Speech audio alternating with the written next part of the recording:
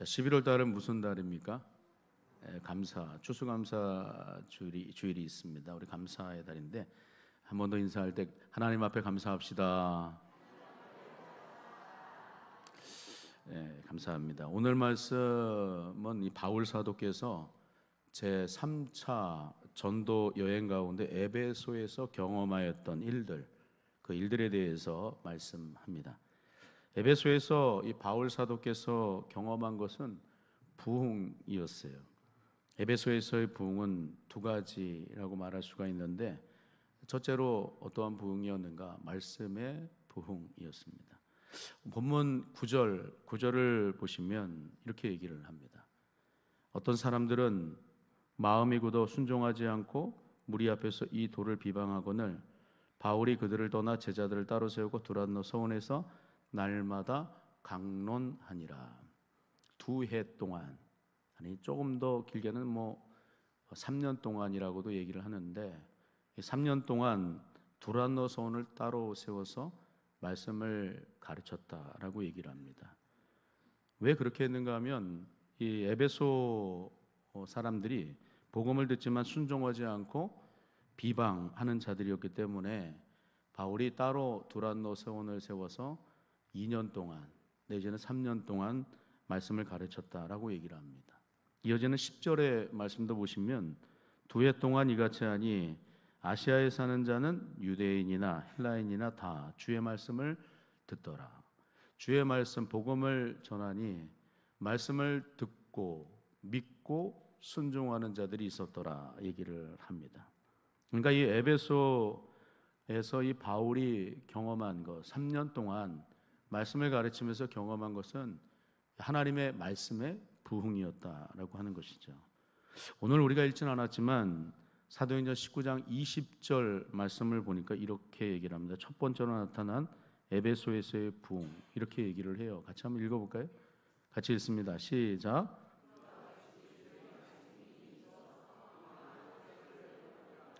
주의 말씀이 힘이 있었다라고 얘기합니다. 주의 말씀으로 흥왕하였다. 그리고 세력을 얻었다라고 이렇게 얘기를 해요. 하나님의 말씀이 힘이 있고 흥왕하였는데, 10월 우리 마지막 주의 종교 개혁 주일로 드리면서 살펴봤던 그 말씀이 떠오르지 않습니까? 시편 119편 107절의 말씀. 시편 저자는 하나님의 말씀을 이렇게 고백을 해요. 같이 한번 읽어보겠습니다. 시작. 나의 고난이 매우 심하오니 여호와여 주의 말씀대로 나를 살아나게 하소서. 주의 말씀대로 나를 살아나게 하소서. 말씀을 듣고 또 읽고 또 그 말씀을 암송하고 묵상하면 우리들의 심령이 되살아나는 줄로 믿습니다. 요즘 피택 교육을 받는데 가장 힘든 게 무엇입니까? 물어보세요. 뭐라고 얘기하는가 하면 암송하는 게 너무 힘듭니다. 중심 되신 그리스도, 고린도후서 5장 17절, 갈라디아서 2장 20절, 그리스도께 순종, 로마서 12장 1절, 요한복음 14장 21절. 거기까지 괜찮은 것 같은데 말씀 디모데후서 3장 16절, 여호수아서 1장 8절, 또 뭐가 있습니까?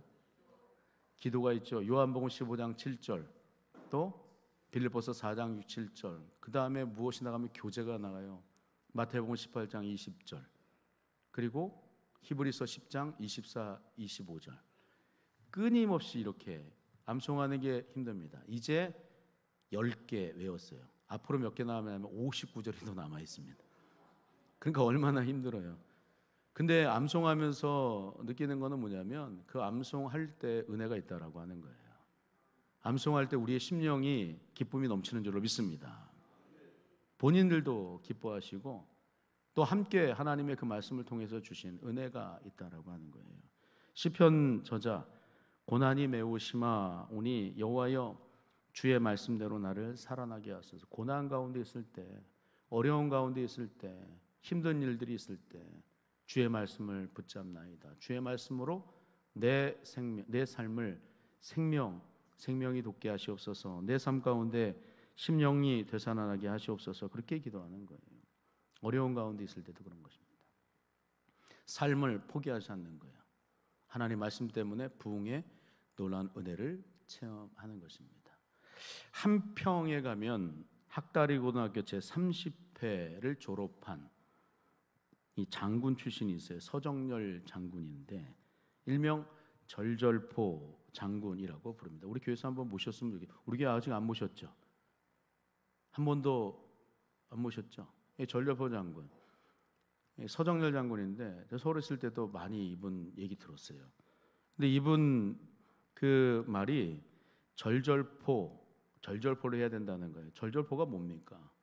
절절포는 절대 포기하지 말자, 이런 의미입니다. 절대 포기하지 말라. Never give up. 19세기 영국 총리였던 윈스턴 처칠이 제2차 세계대전 중에서 말했던 절대 포기하지 말아야 합니다. 우린 이겨야 됩니다. 이런 말을 우리나라 말로 세 글자로 줄여서 얘기해요. 절절포.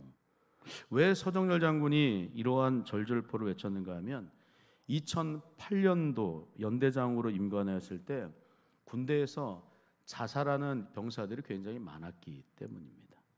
좌절과 절망으로 힘들어하는 장병들에게 너희 자살하지 마라, 이런 말을 하는 대신에 절절포를 반복해서 외우도록 했다라고 하는 거예요. 죽지 마, 이런 말보다 절절포 해라, 이렇게 얘기했다는 거예요. 그러더니 어느 날 한 간부가 자신에게 찾아와서 감사의 인사를 얘기하더라는 거예요. 왜 감사하냐고 물으니까 자신도 모르게 순간 극단적인 선택을 하려 했는데 서정열 장군이 반복해서 외치도록 했던 절절포, 절대 네 인생 포기하지 말라, 이 말이 생각나더라는 거예요. 그래서 다시 삶을 시작하게 되었다. 그래서 살아보니까 괜찮더라는 거예요. 인생 힘있게 강하고 담대하게 살 수 있겠다, 이 자신감을 얻게 되었다라고 하는 거예요. 그래서 감사의 인사를 한다라고 얘기를 합니다. 근데 이처럼 이 서정열 장군이 절절포라는 이 말을 사용하게 된 데에는 그 다른 이유가 있었습니다. 신앙적인 이유였어요. 하나님도 한번 선택한 사람은 절대로 포기하지 않으시는데 구원받은 우리는 더욱 어떻게 삶을 살아야 하는가? 하나님도 나를 꽉 붙잡아 주시는데 나는 내 인생을 어떻게 삶을 살아야 하는가?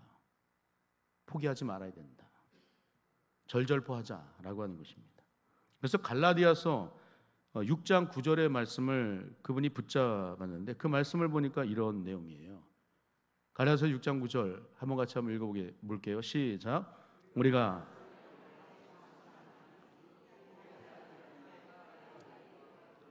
선을 행하되 낙심하지 말라는 거예요. 그리고 포기하지 말라는 것입니다. 포기하지 아니하면 때가 이름에 어떻게 된답니까? 거두게 된다. 열매를 맺게 된다 말씀합니다. 절절포의 단초는 무엇이었는가? 말씀이었습니다. 하나님도 여러분들의 인생을 포기하지 않으시는데 여러분들도 하나님을 포기하지 마십시오. 하나님 말씀을 포기하지 않는 것, 곧 그것이 우리의 삶 가운데 부흥입니다 라고 하는 거예요. 서정열 장군의 고백, 내 인생의 나침판이 된 것은 오직 하나님의 말씀이었다라고 하는 거예요. 여러분, 개인적인 부흥 무엇으로부터 오겠습니까? 돈으로 오겠습니까? 권력으로 오겠습니까? 집으로 오겠어요? 좋은 차로 오겠어요? 잘 먹는 음식으로 오겠습니까? 아니에요. 부흥은 하나님 말씀으로 오는 줄로 믿습니다. 그러니까 우리가 날마다 어떻게 삶을 살아야 됩니까? 말씀으로 인하여서 흥왕케 되어지는 그런 삶을 우리 모두가 살 수 있어야 되는 줄로 믿습니다. 두 번째로 에베소에서 나타났던 부흥, 바울 사도가 경험했던 그 부흥은 기적이었어요. 기적. 그 기적은 무엇으로부터 오는가? 성령으로부터 왔다라고 얘기를 합니다. 오늘 보면 11절 말씀 보시면 재미난 이런 얘기를 하고 있어요. 하나님이 바울의 손으로 놀라운 능력을 행하게 하시니, 하나님 직접 하실 수 있겠죠. 능력이 많으시는 분이신데, 그러나 하나님의 역사는 사람을 통해서 일하신다는 거예요. 여기 바울의 손으로 놀라운 능력을 행하게 하셨다. 근데 배후에서 역사하시는 분은 누구시냐? 하나님이셨다라고요. 바울의 손으로 일들이 일어났지, 기적이 일어났지만, 능력이 일어났지만 그 배후에 역사하시는 분은 누구셨는가? 하나님이라고 하는, 의정치 말라는 거예요. 하나님께서 우리의 삶을 인도해 가신다라고 하는 것입니다. 사도행전 1장에서 십자가에서 죽으시고 사흘 만에 다시 살아나신 예수님께서 40일 동안 이 땅에 머무십니다. 부활하시고 난 다음에 이제 그만 안녕, 여기서 헤어지자 이렇게 얘기하지 않으시고 40일 동안 이 땅 가운데 머물러 계시면서 이 12제자뿐만 아니라 500여 형제들에게 내가 부활했노라, 내가 너희들에게 이미 살았을 때 얘기했던 것처럼 다시 살아났다, 이 사실을 얘기를 해줍니다. 그리고 하늘로 승천하시기 전에 예루살렘을 떠나지 말고 아버지께서 약속하신 성령을 기다리라, 이 말씀도 하셔요. 사도행전 1장 4절과 5절의 말씀을 보니까 사도와 함께 모이사 그들에게 분부하여 이르시되 예루살렘을 떠나지 말고 내게서 들은 바 아버지께서 약속하신 것을 기다리라, 이렇게 얘기를 합니다. 아버지께서 약속하신 것이 무엇입니까? 무엇일까요? 하나님의 성령이었다라고 하는 거예요. 5절의 말씀 보니까 요한은 물로 세례를 베풀었으나 너희는 몇 날이 못되어 성령으로 세례를 받으리라 하셨느니라, 이 말씀을 전해주시는 거예요. 그러니까 예루살렘 떠나지 말고 기다려, 내가 하늘로 승천하면 너희를 고아와 같이 홀로 내버려 두지 아니하시고 너희에게 너희를 돕는 보혜사를 보내주시겠다. 그래서 예수님을 구주라 고백하는 사람들의 심 중에는 누가 함께 내주하십니까? 하나님의 성령께서 함께 하시는 줄로 믿습니다. 성령이 함께 하시는 거예요. 성령이 우리를 인도하시는 거예요. 감동을 주시는 거예요. 감화를 주시는 거예요. 우리가 잘못하면 말할 수 없는 탄식으로 그렇게 하면 안 되는데 깨닫게 하시는 것입니다. 말씀을 읽으면 하나님의 성령의 조명하심으로 그 말씀을 밝히 깨달아 알아갈 수 있도록 인도하시는 거예요. 성령의 능력입니다. 하나님의 놀라우신 은혜가 바로 이런 은혜가 있다라고 하는 거예요. 저는 이 말씀을 볼 때마다 순종이 얼마나 중요한지를 또 생각하게 됩니다. 말씀을 듣고 경외하는 마음으로 순종하는 것이죠. 말씀하셨잖아요. 기다리라. 예루살렘 떠나지 말고 기다려. 만일 듣지 않았다라고 한번 생각을 해보시면 오늘 이 사도행전에 나와 있는 내용이 제자들을 통해서 나타나지 않았을 것입니다. 근데 제자들은 어떻습니까? 12제자들 또 120명의 사람들이 마가의 다락방에서 예수님께서 말씀하신 그 약속의 말씀을 붙잡고 함께 모였다라고 하는, 모이고 또 함께 모여 기도하였다라고 얘기를 합니다. 사도행전 1장 14절과 15절 상반절의 말씀을 보니까 여자들과 예수의 어머니 마리아와 예수의 아우들과 더불어 마음을 같이하여 오로지 기도에 힘쓰더라. 순종이었다라고 하는 거예요. 말씀 듣고 순종하는 것입니다. 마음을 같이하여 한 곳에 모여서 기도하는 것입니다. 그렇게 모인 사람들이 15절 상반절의 말씀을 보니까 모인 무리의 수가 약 몇 명이랍니까? 120명이었다라고 얘기를 합니다. 요즘 우리 교회 다니엘 기도회 하고 있어요. 다니엘 기도회 하는데 제가 첫날 명수를 세보고 둘째 날 세보면 가면 갈수록 좀 인원이 줄어들더라고요. 그래서 저도 그렇게 생각하고 있는데 오른교회 김은호 목사님 뭐라고 얘기하는가 하면 여러분 제발 집에서 하지 마시고 교회로 나오셔서 다니엘 기도 하십시오. 같이 모이십시오. 같이 모여서 함께 뜨겁게 기도하십시오. 이런 요청들이 많이 나온다. 이렇게 얘기를 하시더라고요. 같이 모이는 게 중요한 거예요. 마음을 같이 하여 함께 모여서 기도하는 것이 중요하다는 것입니다. 그렇게 모였는데 오늘 사도행전 2장 1절의 말씀을 보니까 하루만 그런 것이 아니라 날마다 예루살렘을 떠나지 않고 모였다라고 얘기를 해요. 모여서 기도하였다. 그래서 오순절날이 이미 이름에 그들이 다 같이 한 곳에 모여 있었다, 이런 얘기를 하죠. 그런데 역사는 그 다음부터 일어나는 거예요. 순종, 말씀을 듣고 믿고 순종한 그 다음부터 나타나는 것입니다.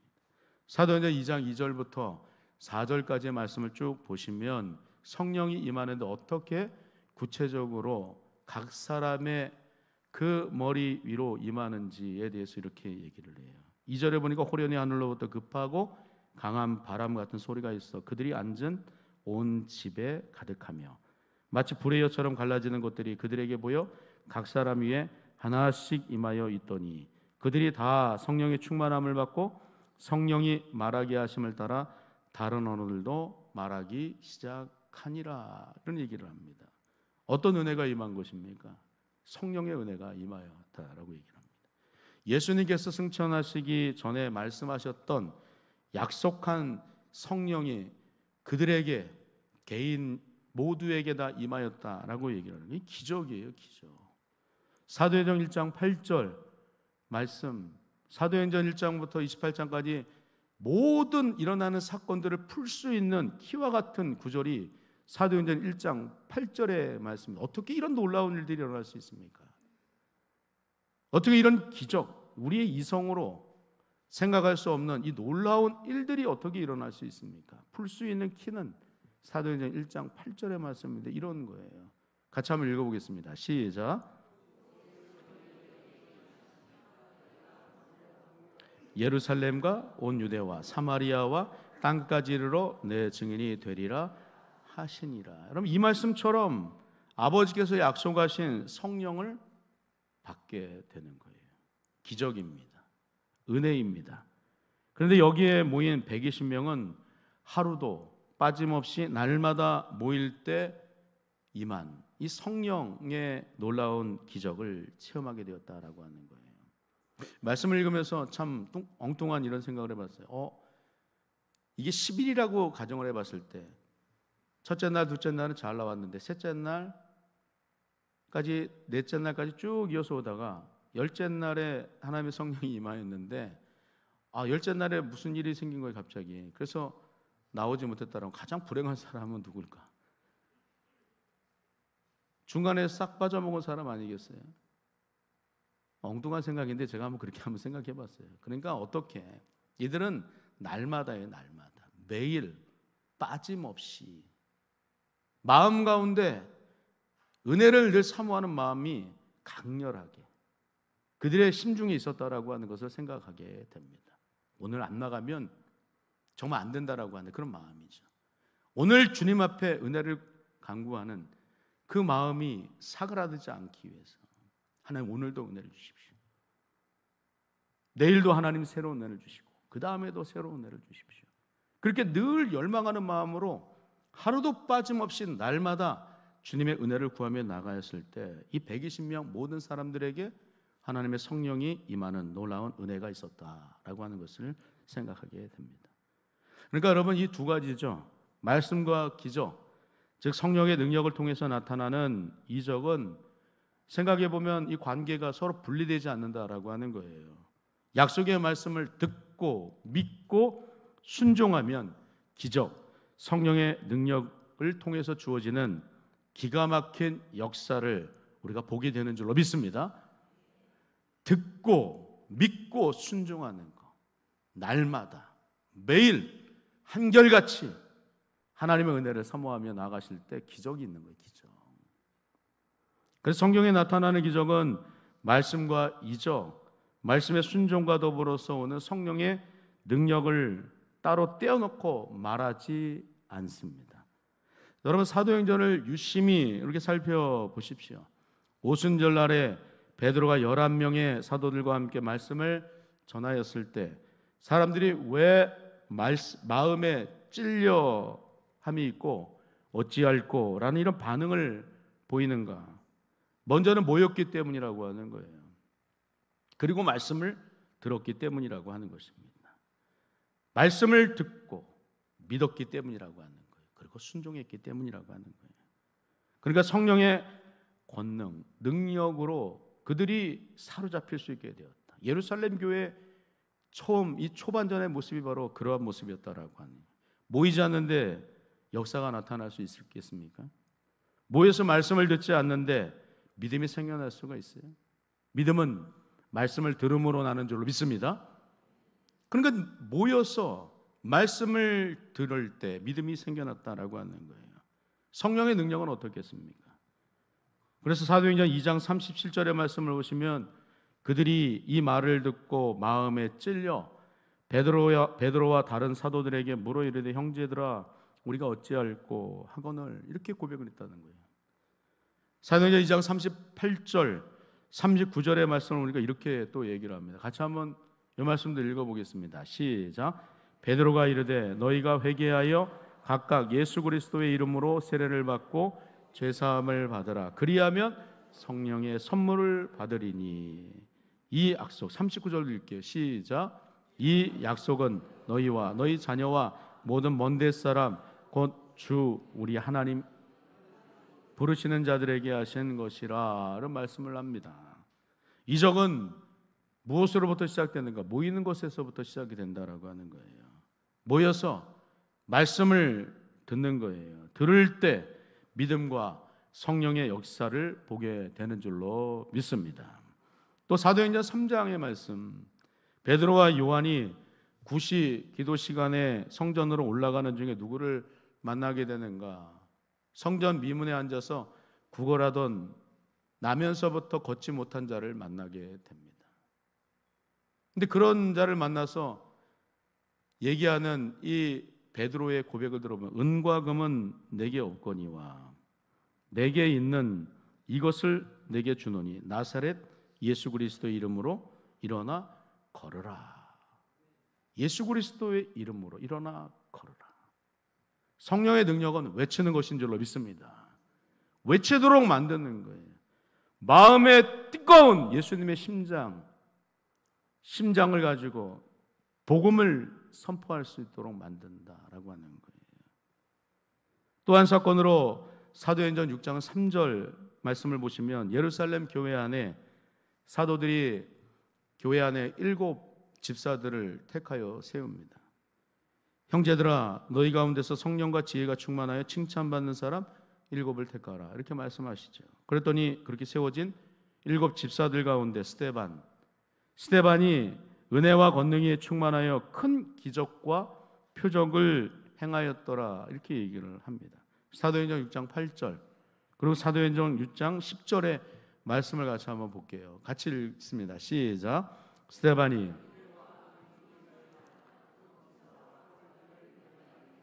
10절 스데반이 지혜와 성령으로 말함을 그들이 능히 당하지. 스데반의 모습이 이러했더라고 하는 거예요. 은혜와 권능이 충만하여서 기사와 그를 통하여서 기사와 표적, 이적과 기사, 성령의 능력이 나타났더라 이렇게 얘기를 합니다. 지혜와 성령으로 충만하여 말하는 것을 능히 어떠한 사람도 당해낼 재간이 없었더라 그렇게 얘기를 하는 거예요.